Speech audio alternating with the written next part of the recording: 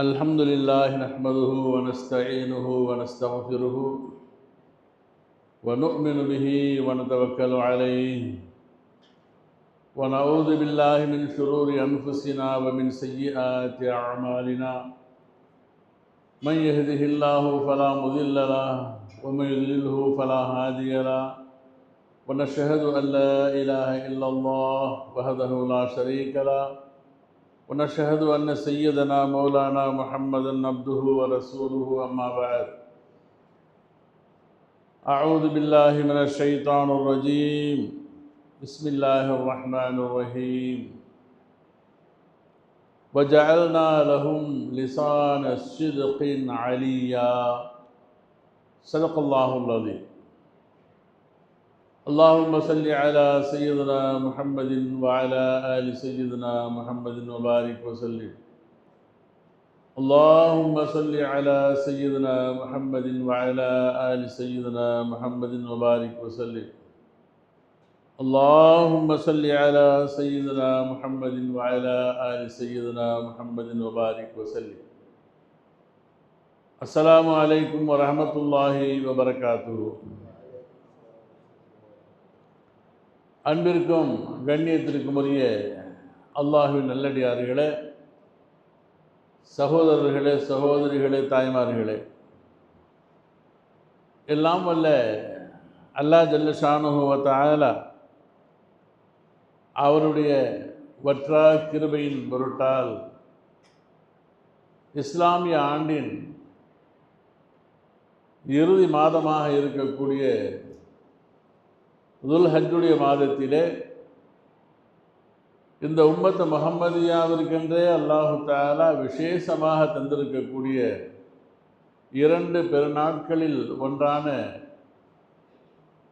ஈதுல் அல்ஹாவையும்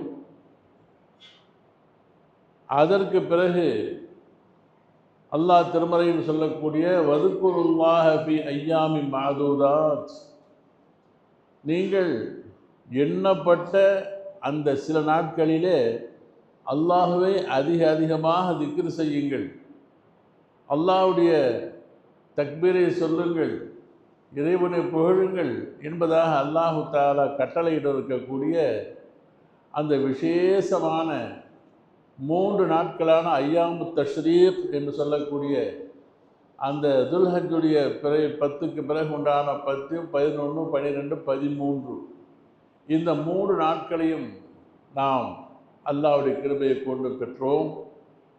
அந்த 3 நாட்களிலும் அதிகமான தக்பீர்களாக ஒவ்வொரு ஃபர்து தொழுகைகளுக்கு பிறகும் தக்பீர்களை முழங்க செய்தோம். அந்த தக்பீர் முழக்கமானது நேற்றைய அசர் வரையிலே நிறைவு பெற்றிருக்கின்றது. அந்த சிறப்பின் அடுத்த கட்டமாக அல்லாஹு தஆலா இன்றைய நாளை அல்லாஹ் ஜும்ஆவுடைய நாளாக அல்லாஹ் நமக்கு ஆக்கி வைத்திருக்கின்றார். அல்ஹம்துலில்லாஹ்.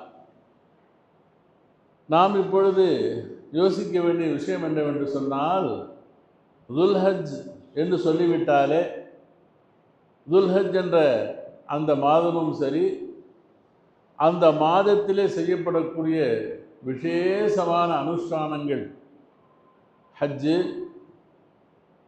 உம்ரா, தவாஃப் செய்தல், சை என்று சொல்லக்கூடிய சஃபா மர்வாவிற்கு மத்தியிலே ஓடுதல், மினாவிலே தங்குதல், ஷைத்தானுக்கு கல் எறியுதல், குர்பானி செய்தல், இது போன்ற எல்லா அமல்களையும் நாம் ஒரு பார்வை பார்த்தோம் என்று சொன்னால், இந்த எல்லா அமல்களிலும் ஹஜ்ரத் இப்ராஹிம் அலைஹிஸ்ஸலாத்து வஸ்ஸலாம் அவர்களும் அவர்களுடைய மகனார் அவர்களும் அவர்களுடைய மருமகள் அவர்களுடைய மனைவி அம்மா ஹாஜரா அவர்களும் நமக்கு நேரிலே வருவார்கள்.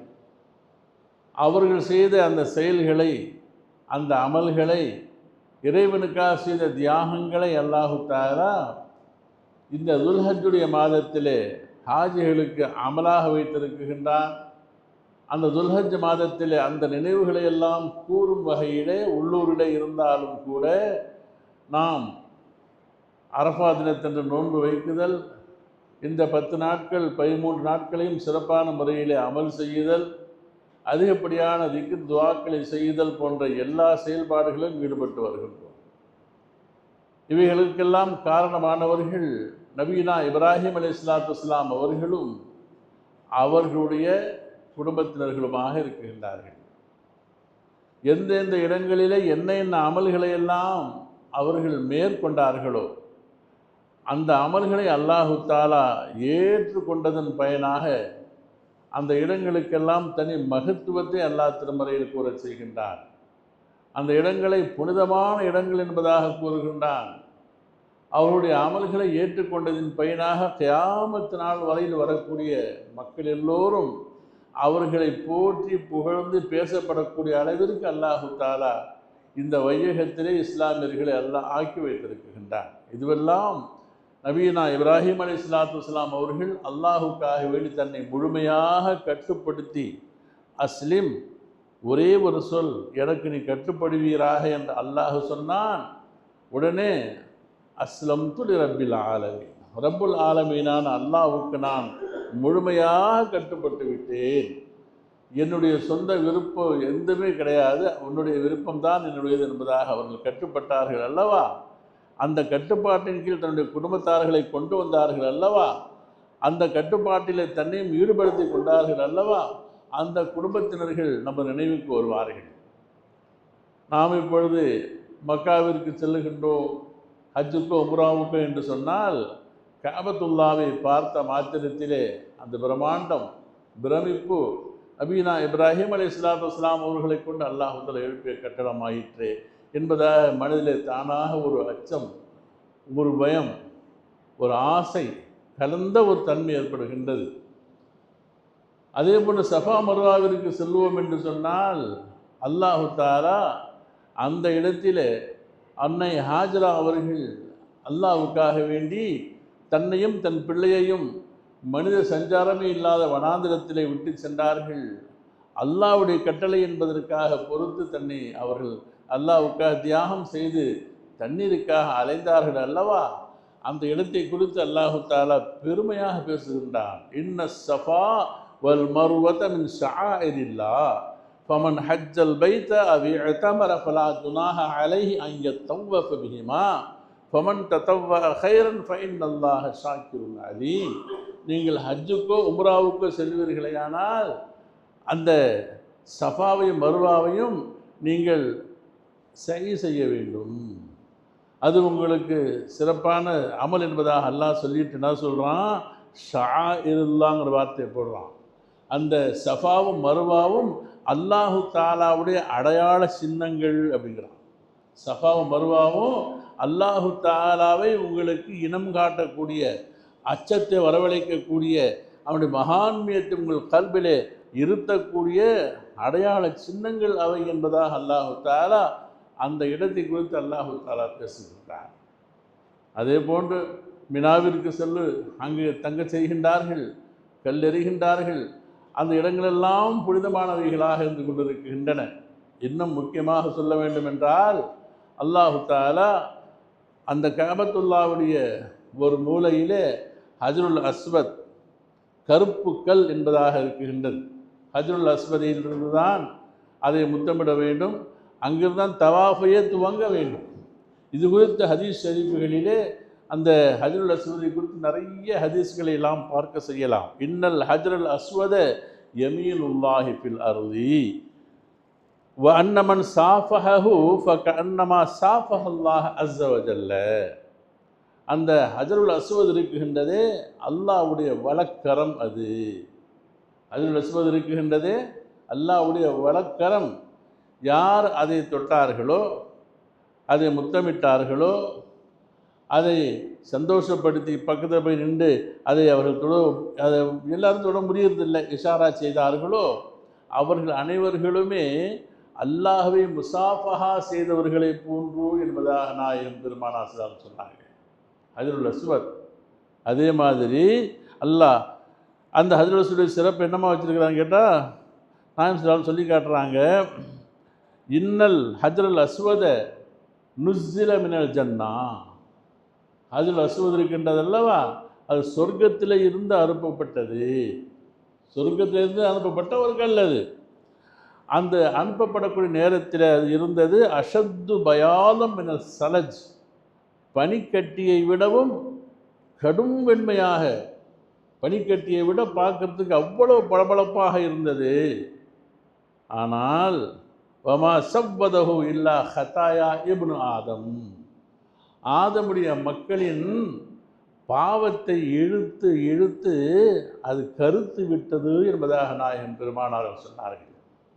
அப்போது பாவங்களை அது இழுத்து கொள்ளுகின்றது. இன்னொரு ஹதீஸில் நாளை கியாமத்துடைய நாளையிலே அடியார்களை குறித்து அல்லாஹ் சாட்சியாக அந்த கல்லை கொண்டு வருவான். அதற்கு பேசக்கூடிய நாவு இருக்கும்.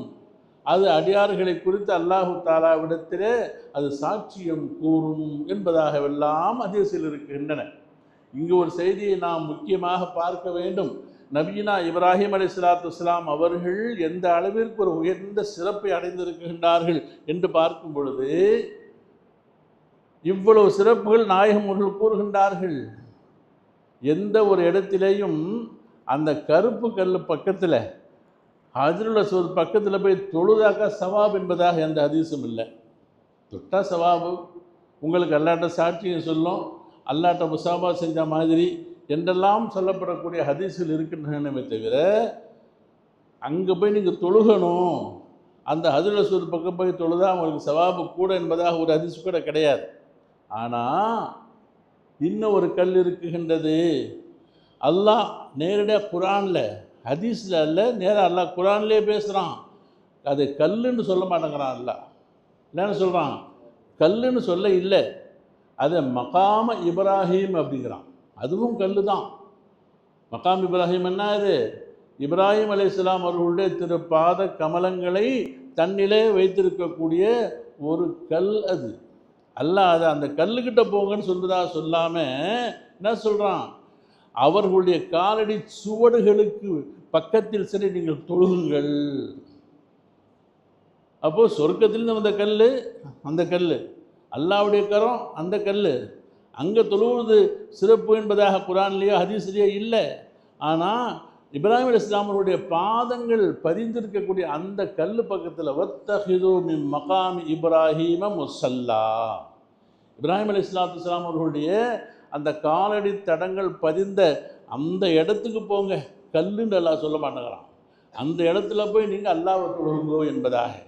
அப்போது இதெல்லாம் பார்க்கும் பொழுது நபியினா இப்ராஹிம் அலைஹிஸ்ஸலாத்து வஸ்ஸலாம் அவர்களுடைய தியாகத்தை, அவர்களுடைய அர்ப்பணிப்பை, அந்த குடும்பத்தார்கள் செய்த அல்லாஹ்வுக்காக செய்த அந்த அர்ப்பணிப்பை அல்லாஹ் தஆலா மிக உயர்ந்த ஸ்தானத்தில் வச்சிருக்கிறான், உயர்வாக்கி வச்சிருக்கிறான்.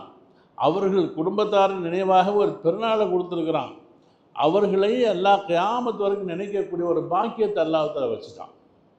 திருக்குரானில் வந்து பாருங்கள், நபி இப்ராஹிம் அலைஹிஸ்ஸலாத்து வஸ்ஸலாம் அவர்கள் தங்களுடைய அந்திய காலத்தில் ஒரு துஆ செய்கிறாங்க. அல்லாஹ்வுல கலீலாக்கிக்கிட்டதா சொல்லிட்டான், இமாமாக ஆக்கிட்டதா சொல்லிட்டான், நீங்கள் தான் சிறந்த சமுதாயம், உங்கள் பின்பற்றக்கூடியவங்க தான் சிறந்த சமுதாயம்னு சொல்லிட்டான். எல்லாம் சொன்னதுக்கு அப்புறம் ஒரே ஒரு துவாவை கேட்டார்கள். அல்லாஹ் அந்த துவாவை குறித்து அவர் சொன்ன வார்த்தையை சூரய அஷ்ஷுஅராங்கிற வார்த்தை இதில் அத்தியாயத்தில் 84வது திருவசனமாக சொல்கிறான். இப்ராஹிம் அலைஹிஸ்ஸலாம் அல்லாஹ்ட்ட வச்ச ஒரு கோரிக்கை வைக்கிறாங்க. யாரெல்லாம் இவ்வளவெல்லாம் என்ன உயர்த்தின சிறப்பாக்கி வச்ச, எனக்கு ஒரு ஆசை, ஒரு கோரிக்கை இருக்குது, நிறைவேற்றி தான் என்பதாக. அல்லாஹ் என்னன்னு கேட்டான். என்ன சொன்னாங்க? வஜஅல்லி லிசான சிதுகின் ஃபில் ஆஹிரீன், வஜஅல்லி லிசான சிதுகின் ஃபில் ஆஹிரீன். யா அல்லாஹ், என்னுடைய தியாகங்களை ஏற்று எனக்கு உயர்ந்த அந்தஸ்தை எல்லாம் கொடுத்துருக்கிற, கியாமத்து வரைக்கும் வரக்கூடிய மக்கள், பின் வரக்கூடிய மக்கள் எல்லாம் என்னை நினைவு கூறக்கூடிய அளவுக்கு, என்னை குறித்து நற்பெயர் சொல்லக்கூடிய அளவுக்கு சிறப்பான உண்மையான நாக்கை நீ அவர்களுக்கு தா என்பதாக சொல்லணும்.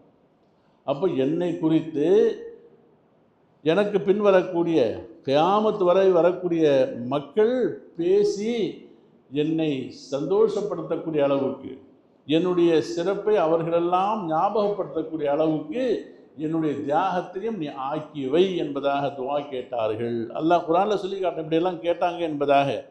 இந்த கேட்ட துவாவை அல்லாஹு தஆலா உடனடியாக அங்கீகரித்தான். கேட்ட துவா என்ன செஞ்சுட்டான்?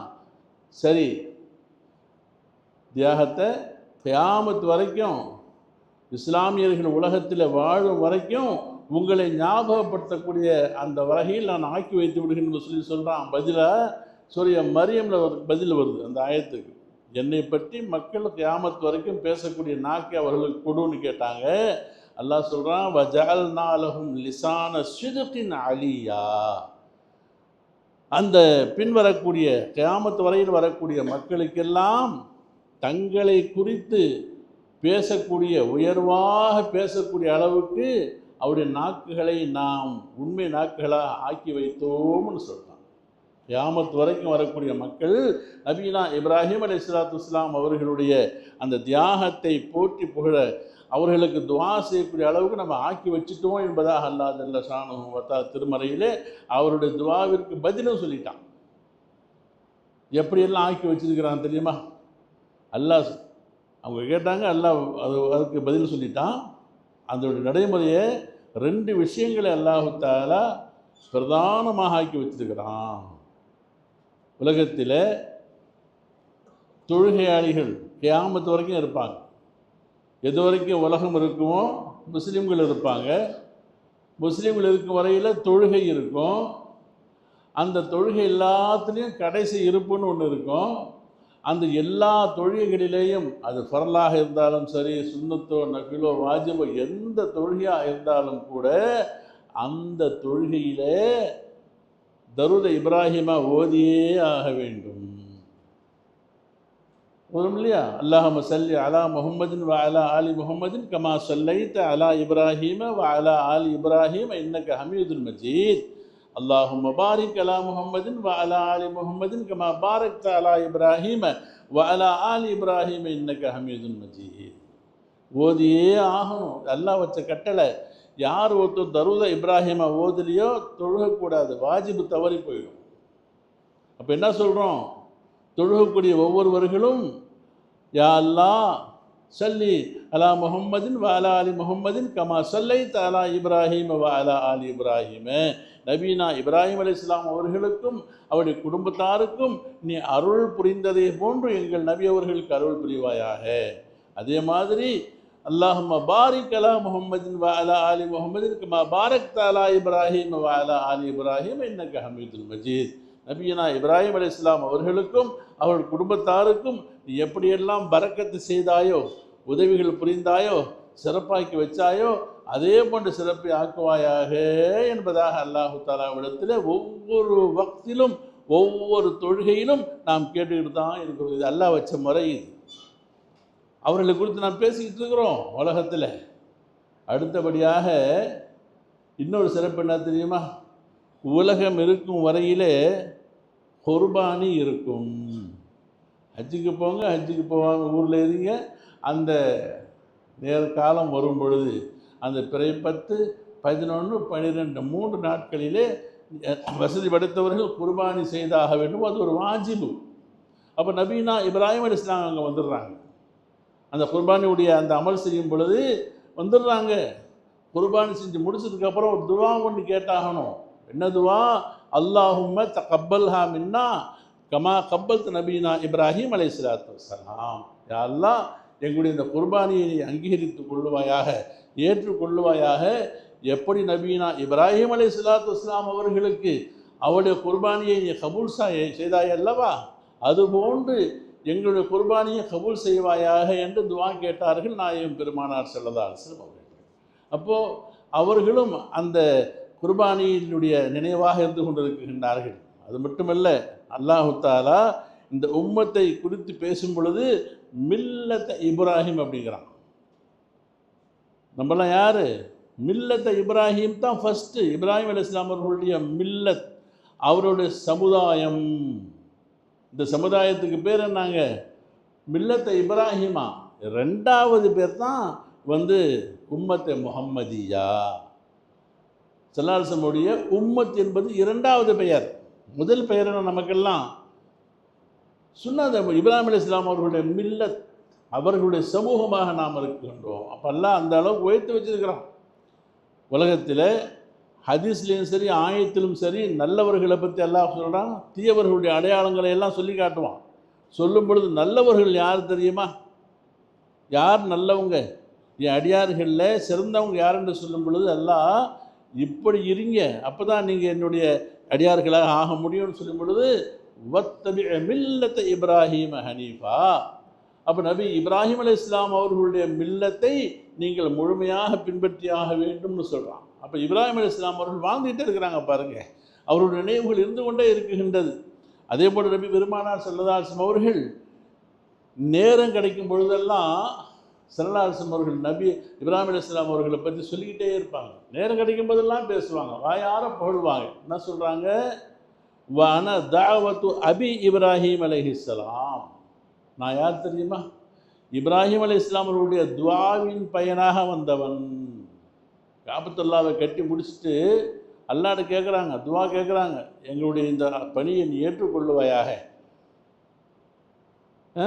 وَإِذْ يَرْفَعُ إِبْرَاهِيمُ الْقَوَاعِدَ مِنَ الْبَيْتِ وَإِسْمَاعِيلُ رَبَّنَا تَقَبَّلْ مِنَّا إِنَّكَ أَنْتَ السَّمِيعُ الْعَلِيمُ துஆலாம் கேட்டுட்டு கடைசியாக ரப்பனா வபஅஸ் ஃபீஹிம் ரசூலம் மின்ஹும் யத்லு அலைஹிம் ஆயாத்திஹி. இந்த சமுதாயத்திற்கு, இந்த ஊருக்கு ஒரு நபியை நீ அனுப்புவாயாக என்பதாக அல்லாஹ்ட்ட துஆ கேட்டாங்க. அதன் பயனாக அல்லாஹ் என்ன பண்ணான்? அவங்க வம்சத்திலேயே என்னை பிறக்க வச்சுக்கிட்டான். அவங்க துஆ கேட்டாங்க, அதன் பயனாகத்தான் நான் வந்தேங்கிறாங்க.